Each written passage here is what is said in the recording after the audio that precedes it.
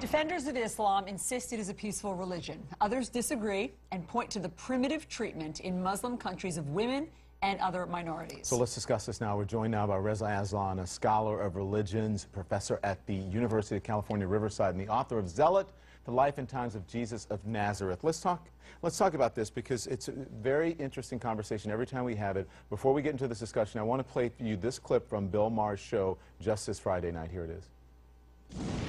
President Obama keeps insisting that ISIS is not Islamic. Well, maybe they don't practice the Muslim faith the same way he does. But if vast numbers of Muslims across the world believe, and they do, that humans deserve to die for merely holding a different idea, or drawing a cartoon, or writing a book, or eloping with the wrong person, not only does the Muslim world have something in common with ISIS, it has too much in common with ISIS. There's so much talk. You can applaud. Sure. He went on for a good 5 or 6 minutes about that, talking about how women are circumcision for women, not respecting the rights of women, not respecting the rights of gay people. And what's your reaction? And then we'll talk.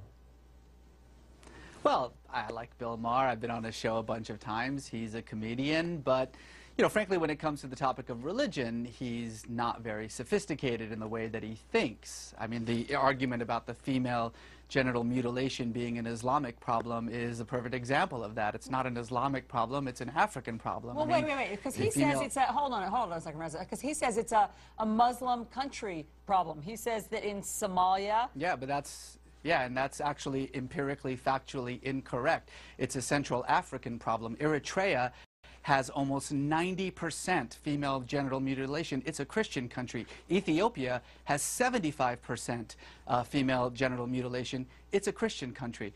Nowhere else in the Muslim majority states is female genital mutilation an issue.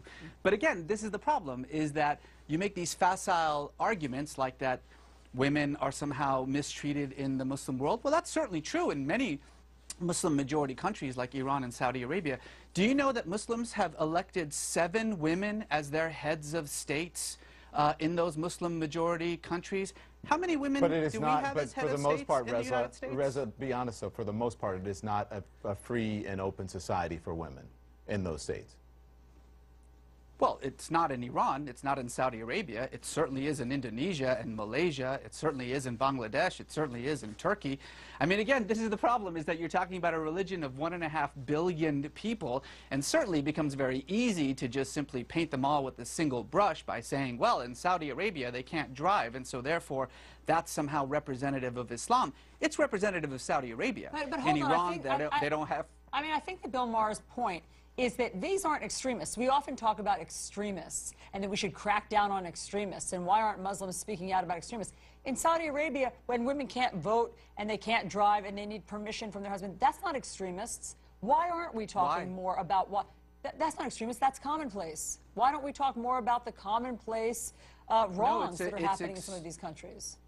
It's extremist when compared to the rights and responsibilities of women, Muslim women around the world. It's an extremist way of dealing with it. But it's not extremist in that. It's not extremist in that country. In Saudi Arabia, that's the norm. Oh no, it's not.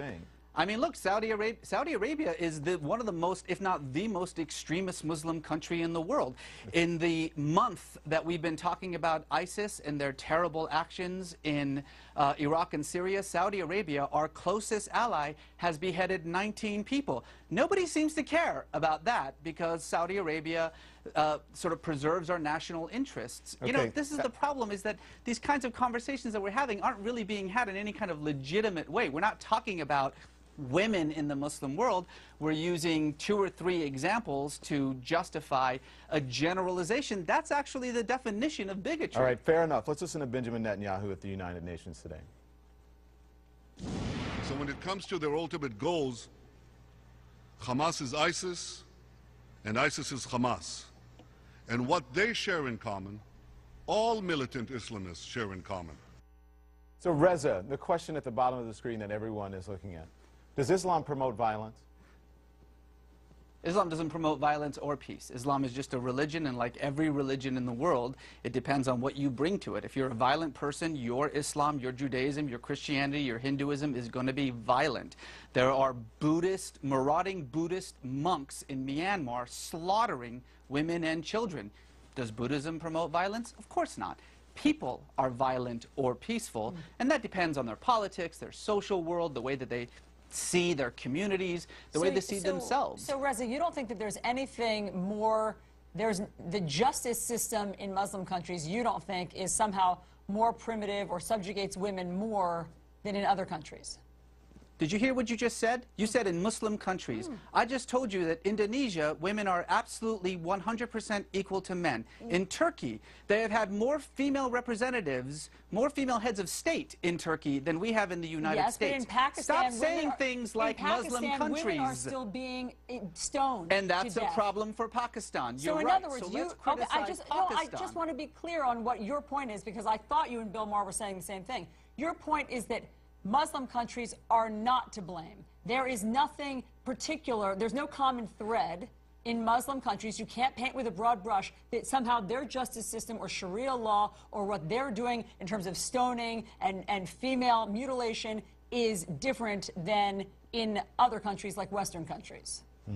Stoning and mutilation and those barbaric practices should be condemned and criticized by everyone. The actions of individuals and societies and countries like Iran, like Pakistan, like Saudi Arabia must be condemned because they don't belong in the 21st century. But to say Muslim countries as though Pakistan and Turkey are the same, as though Indonesia and Saudi Arabia are the same, as though somehow what is happening in the most extreme forms of these repressive countries, these autocratic countries, is representative of what's happening in every other Muslim country, is frankly, and I use this word seriously, stupid. So let's stop doing that. Okay, Reza, let's listen. I want you to listen to Benjamin Netanyahu again. This is actually the one I wanted you to hear. Yeah, the ISIS. But our hopes and the world's hopes for peace are in danger, because everywhere we look, militant Islam is on the march. It's not militants, it's not Islam, it's militant Islam.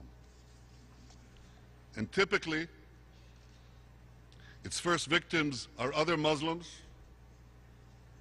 but it spares no one. He's making a clear distinction there. He says it's not militants, it's not Islam, it's militant Islam. Do you understand his distinction there? Is he correct? Well, he's correct in talking about militant Islam being a problem. He is absolutely incorrect in talking about ISIS equaling Hamas. That's just ridiculous. No one takes him seriously when he says things like that. And frankly, it's precisely why under his leadership, Israel has become so incredibly isolated from the rest of the global community. Those kinds of statements are illogical, they're irrational, they're so obviously propagandistic. In fact, he went so far as to then bring up the Nazis, which has become kind of a verbal tick for him whenever he brings up either Hamas or ISIS. Again, these kinds of oversimplifications, I think, only cause more danger. There is a very real problem. ISIS is a problem. Al-Qaeda is a problem. These militant Islamic groups like Hamas, like Hezbollah, like the Taliban have to be dealt with. But it doesn't actually help us to deal with them when instead of talking about rational conflicts, rational criticisms of a particular religion, we instead so easily slip into bigotry by simply painting everyone with a single brush, as we have been doing in this conversation, mind you. Well, we're just asking the questions, Reza, and you're answering, and I think you answered very fairly, and we appreciate it. Thank you, Reza Aslan. We appreciate your perspective Yep. and helping everyone understand your perspective. 126 Muslim